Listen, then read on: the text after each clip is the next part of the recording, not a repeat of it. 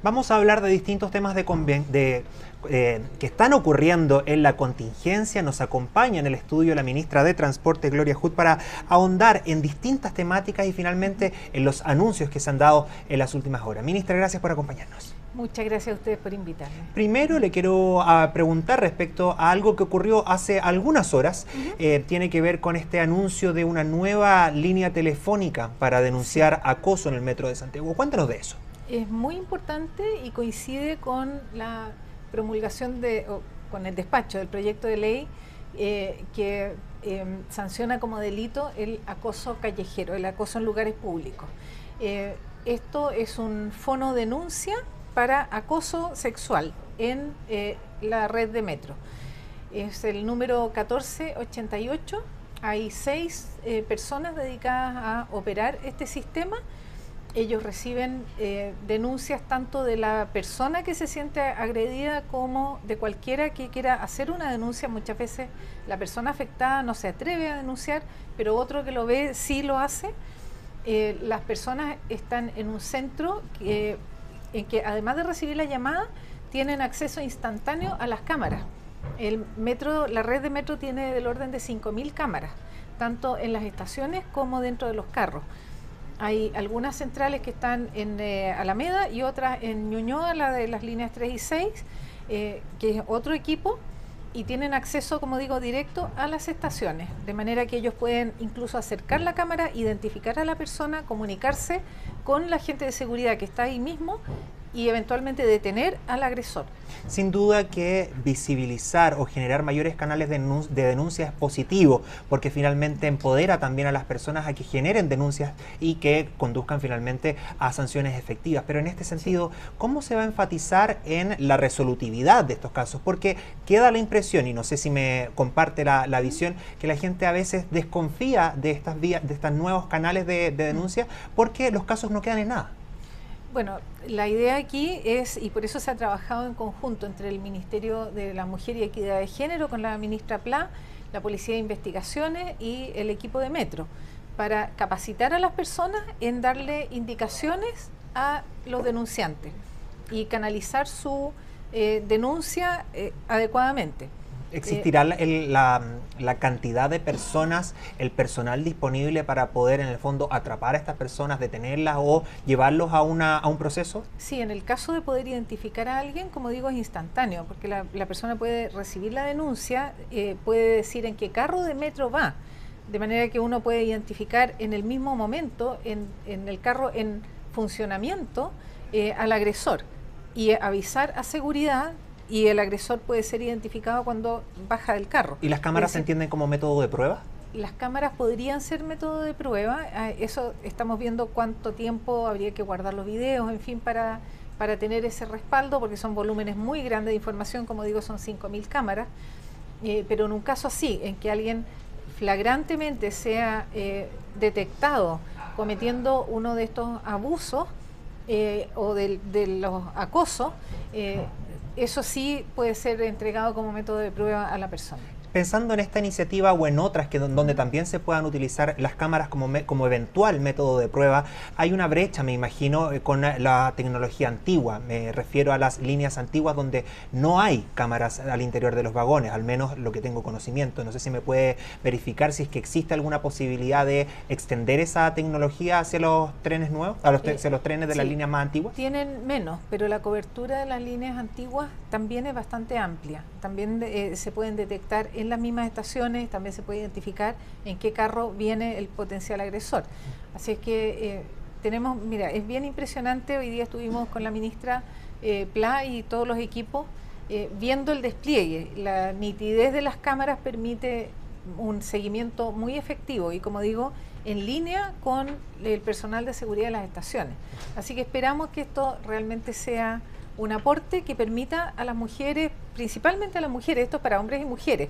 Lo que pasa es que las mujeres somos más frecuentemente víctimas de acoso en espacios públicos que los hombres. Pero hay de los dos tipos y nosotros necesitamos proteger a todas las personas. Y lo que yo decía en la mañana es, esta protección nos da mucho más libertad de movimiento, poder desplazarnos libremente sin tener que estar expuestos o expuestas a un acoso o alguna situación que es un carácter sexual sin consentimiento en un espacio público. Hay otras realidades en otros países, se ha avanzado y se ha definido carros sectorizados, carros que separan a hombres y mujeres. ¿No se ha llegado a esa posibilidad aquí en Chile? No, en eso coincidimos con la ministra Pla rotundamente en no hacer eso, porque eso significaría casi como llevándolo al extremo medio caricaturesco, pero es como enjaular a las mujeres para que puedan viajar más protegidas, lo cual tampoco las exime totalmente de una potencial agresión.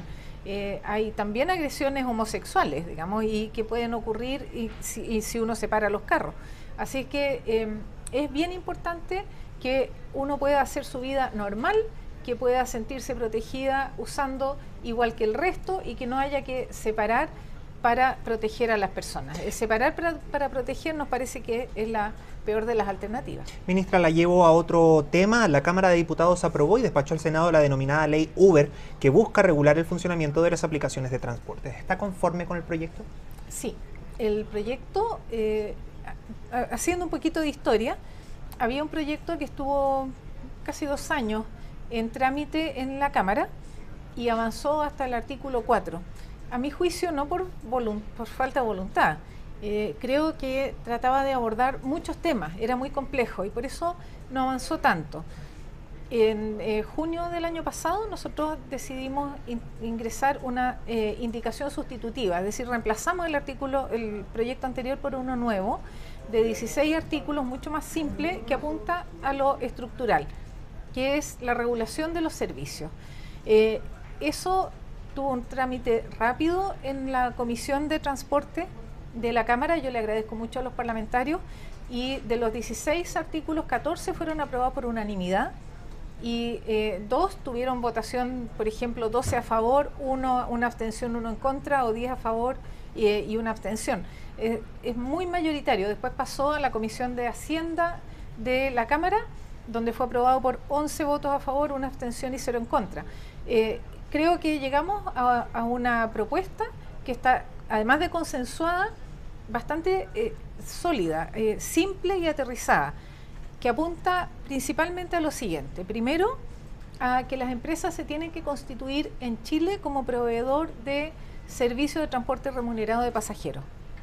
Y esa fue una discusión grande en el mundo. En la Unión Europea, por ejemplo, se zanjó con esa definición también, porque las empresas argumentan que ellos son una plataforma tecnológica, que no dan servicios de transporte, pero nadie acude a esa plataforma si no es para contratar un servicio de transporte. Por lo tanto, no se pueden desentender. Exacto, es un servicio de transporte remunerado de pasajeros.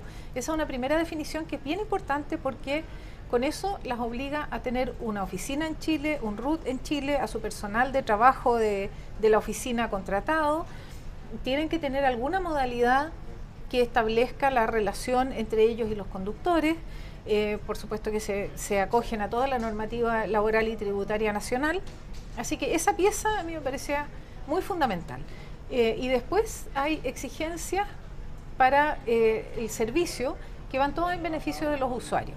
Seguros para los pasajeros, seguros para el conductor, seguros para el vehículo, licencia profesional para los conductores, hay multas por no cumplimiento, especificaciones de los vehículos que tienen que ser al menos como los taxis, no puede ser cualquier vehículo que pueda ser más frágil.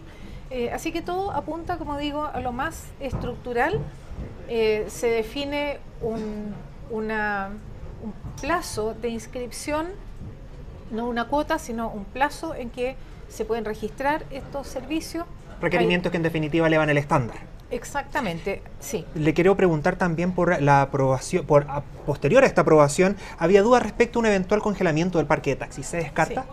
Sí, lo descartamos en esa forma porque si uno mira los mercados congelados, ninguno beneficia a los usuarios. Cuando uno mira el mercado de los notarios, por ejemplo, o mira lo que ha sido, ahora es menos, pero lo que fue durante un tiempo los oftalmólogos, me acuerdo que tenían también unas cuotas, los taxis sin ir más lejos, y terminan capturando a las personas porque no tienen más alternativa y no necesariamente mejorando el servicio. Creemos que congelar el mercado no es una buena opción para las personas. Y lo que nosotros propusimos fue establecer un plazo para el registro de las empresas y de los conductores. Se cierra ese plazo, que son 3 meses después de promulgada la ley, y 12 meses después se revisan las condiciones y el Ministerio decide si abre otro plazo o no. Entonces, se queda restringido el mercado y cada 12 meses se revisa. Es mucho más dinámico que lo que hay ahora, que está fijo. Ministra, cambiemos de tema y vuelvo de alguna manera al tren subterráneo porque en los últimos días se conoció la petición de ediles del sector oriente de la capital para extender la línea 7 hasta Lo Barnechea. ¿Podría concretarse? Sí. Eso es bien importante aclarar en qué estado está. Es una conversación que tuvimos muy preliminar. No tenemos análisis del proyecto, no tenemos apenas un trazado descrito verbalmente, digamos. Así que queda mucho por hacer. Sin embargo, nos parece que tiene sentido que ya que se está haciendo el análisis detallado de la línea 7, y esto es una prolongación de la línea 7, uno pudiera hacerlo junto. ¿Es atendible entonces la solicitud? Es atendible y podríamos pensar que hay una demanda que podría justificarlo, pero cuando se define el proyecto, por ejemplo, de la línea 7 y su financiamiento, se define para el trazado que está ahí. Y la ingeniería de detalle no es barata, de manera que agregar un tramo puede significar una discusión de presupuesto más o menos compleja.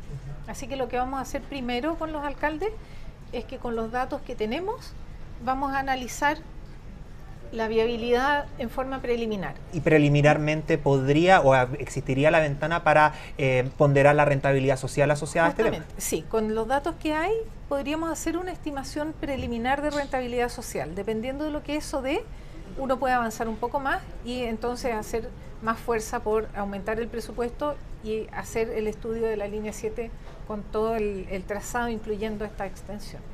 Pasemos a otro tema. Hace algunos días, durante un acto en el aeropuerto de Santiago, usted reconocía que ante la llegada de más aerolíneas al país se le imponía un mayor desafío en materia de conectividad desde la ciudad al terminal aéreo. Aquí también mucha gente, especialmente quienes viajan constantemente y ocupan esa terminal nacional, acusan o dicen que falta conectividad hacia el terminal internacional. ¿Cómo responde ante eso? ¿Se hace aún más necesaria la posibilidad de conectar de mejor manera la ciudad con el principal terminal aéreo del país?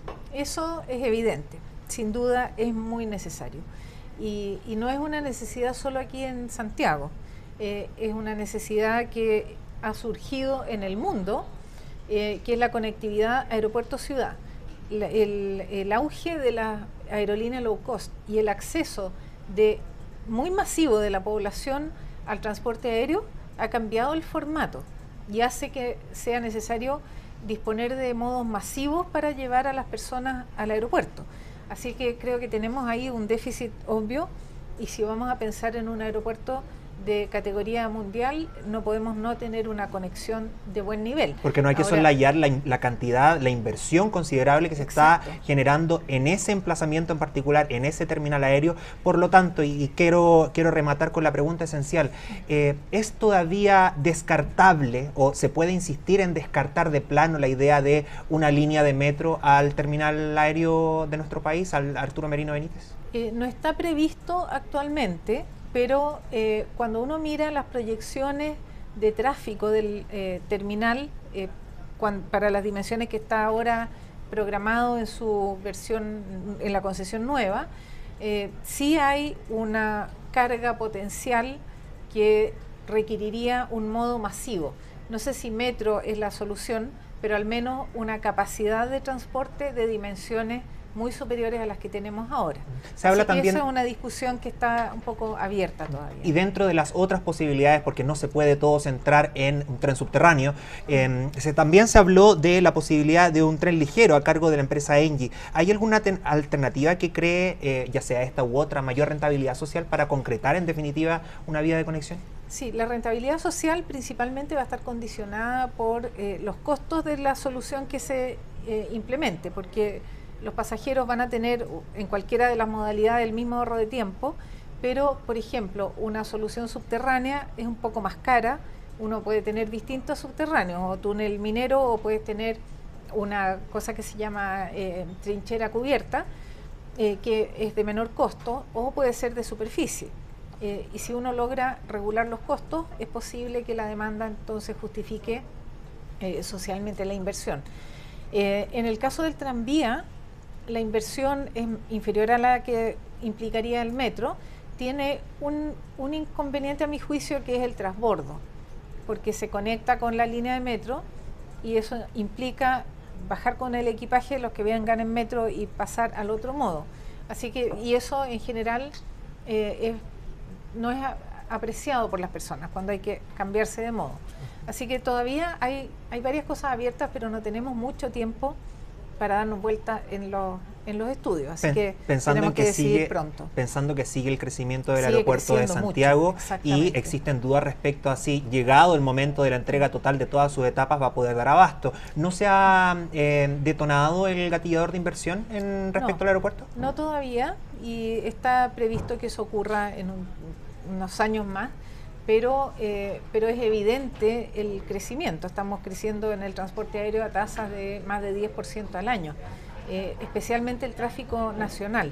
Así que tenemos un desafío grande, tanto de capacidad de terminales como de transporte de las personas. Sigamos hablando de trenes entonces. ¿Qué pasa con la posibilidad, este proyecto tan anhelado de un tren rápido Valparaíso-Santiago? Yo creo que tenemos que abordarlo más bien como la conexión entre la región metropolitana y la región de Valparaíso, no solo Valparaíso-Santiago. No nos olvidemos que está el puerto de San Antonio y cualquier solución ferroviaria se sustenta en la carga.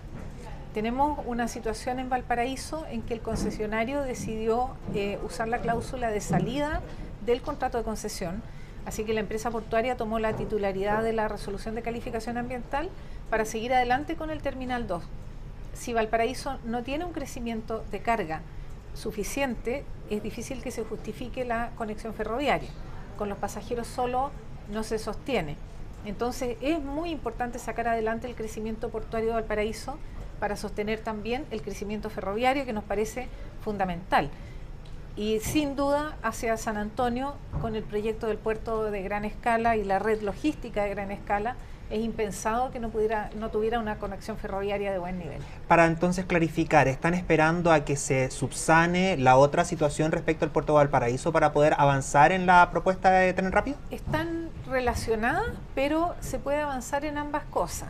Uno puede avanzar también en refinar los proyectos ferroviarios, en ir tomando definiciones, porque el proyecto de puerto puede tomar 1 año y medio o más la resolución de calificación ambiental a firme. Y estos proyectos son de largo alcance, de manera que todo lo que uno pueda ahorrar y avanzar en las etapas más bien administrativas es muy valioso para tomar la decisión a tiempo y poder construir también a tiempo. O sea, se está avanzando, no es que esté estancada esta iniciativa. No, se avanza y se van refinando, como digo, todas las cifras. De hecho, hay una idea privada de concesión que se ingresó al sistema del Ministerio de Obras Públicas, que ahora está en consulta en distintos ministerios. Esa es una de las alternativas, pero también la empresa de ferrocarriles tiene un proyecto para resolver esta conexión con Valparaíso y con San Antonio. No solo Valparaíso quiere tren, no solo San Antonio quiere tren, son muchas las localidades que quieren tren y apelan al romanticismo de alguna manera que tiene este medio de transporte muy popular, especialmente en el sur del país. Le quiero preguntar respecto a esto mismo. Tren Central se ha visto afectado en veces bastante sucesivas respecto a la situación ya problemática del robo de cables de cobre. ¿Cómo se está atendiendo esa situación para asegurar la continuidad operacional? Eso es un problema gravísimo y permanente y creciente. No tenemos más que la vigilancia para poder controlarlo. Porque ni siquiera con el confinamiento de las vías se logró subsanar. No, eso se mantiene y realmente es un daño significativo, porque impide que los recursos se asignen solo a las mejoras del servicio. Tenemos que asignar muchos recursos a reponer cable robado permanentemente. ¿Hay una estimación de cuánto han perdido al respecto? Mira, yo no me acuerdo de la cifra en este momento, la estuvimos mirando la semana pasada, no me acuerdo exactamente, pero es en el rango de 5.000 millones o algo así. Son montos importantes anuales dedicados solo a la reposición de cable. Y eso es es inexplicable. O sea, yo me imagino que debe haber alguna red de mayor alcance dedicada a que esto sea un negocio, porque es impensado. Hay cables que se instalan y 2 días después están desaparecidos. Aquí entonces se va a hacer algún plan de acción, entender que las chatarrerías, como se le denominan, también son entes o personas que compran este material y no se vigila la procedencia. Exacto, eso es uno de los problemas, pero el alcance es tan grande que estamos pensando también en tener sistemas de respaldo para los propios ferrocarriles, para no interrumpir la operación, tener en algún punto soporte con máquinas diésel que puedan continuar la operación cuando nos falta la catenaria y no pueda seguir funcionando el tren. Antes de terminar, ministra, y agradecida de su tiempo, le quiero preguntar por un video que subió el alcalde Joaquín Lavín, en donde reconoce que evalúa habilitar una pista de tránsito donde las bicicletas tengan prioridad por sobre los autos, una idea que vio en Ámsterdam, en Holanda. Sí, al menos eso remitía al video. ¿Esto lo piensa desarrollar tentativamente en el barrio El Golf? ¿Es factible desde su vereda? Todas esas cosas son factibles, pero hay que tener algunas precauciones cuando uno compara ciudades, porque, por ejemplo, Ámsterdam tiene mucho menos población que Santiago. La tasa de motorización es distinta, la tasa de uso de bicicletas es distinta, entonces no es tan directamente comparable. Ahora, iniciativas de tráfico compartido existen en mucha parte del mundo y lo que se requiere principalmente es asegurar el control de velocidad. Compartir las pistas no tiene problema, salvo que si la velocidad no se controla, es un riesgo muy grande para el más frágil, que es el ciclista o cualquiera. Aquí nosotros nos imaginamos que ciclista es solo el que usa bicicleta, no, es cualquiera que usa ciclos. Y ahora están las bicicletas, están los scooters y están otras alternativas con motores que comparten ese espacio. Esperamos que el proyecto que tenemos en la Cámara en discusión, que ha avanzado bastante rápido también, del Centro Automatizado de Tratamiento de Infracciones, sea el mecanismo que nos permita controlar la velocidad. Pensando también... Ese control electrónico de velocidad en las vías más concurridas. Muy cortito, respecto también al aumento en situaciones de accidentes, en ciclos, particularmente en scooters. ¿Van a endurecer la fiscalización? La fiscalización está ya bastante intensa. Desde noviembre del año pasado hasta ahora se han cursado más de 34.000 infracciones por velocidad a automóviles, por ejemplo, y del orden de 1.000 y tantas infracciones a ciclistas por no cumplir ellos con su normativa. Pero parece que ahora los que están infringiendo son los que ahora andan en scooter. Bueno, es que los scooters no estaban contemplados, pero sí dentro de la ley de convivencia vial tienen el mismo tratamiento que las bicicletas. Así que tienen que usar la calzada, no pueden usar la vereda. La vereda es exclusiva para los peatones, para los ciclistas que van con niños menores de 14 años y algunas excepciones de adultos mayores o personas con problemas de movilidad. El resto, todos tienen que usar la calzada compartida con los automóviles, sean scooters, sean bicicletas, sean monopatines o cualquier otra modalidad. ¿Pero se hace urgente y necesario poner más ojo en los scooters? Sí, porque siguen creciendo y porque la velocidad con que operan no es irrelevante, pueden llegar hasta 25 kilómetros por hora. Entonces, por eso es tan importante que usen la calzada y no la vereda. Un choque de un scooter con un peatón a esa velocidad puede significar un accidente grave para el peatón. Así que, como dice la ley de convivencia vial, la convivencia depende de las decisiones que cada uno tome. Muchos temas en carpeta y muchos temas también que nos quedaron pendientes por conversar. Ministra Gloria Huth, gracias por este tiempo y por haber venido, aceptado la invitación de EMOL TV. Muchísimas gracias a ustedes. Para seguir informándose del minuto a minuto de Chile y el mundo, pueden seguir a través de emol.com y con más entrevistas en EMOL TV.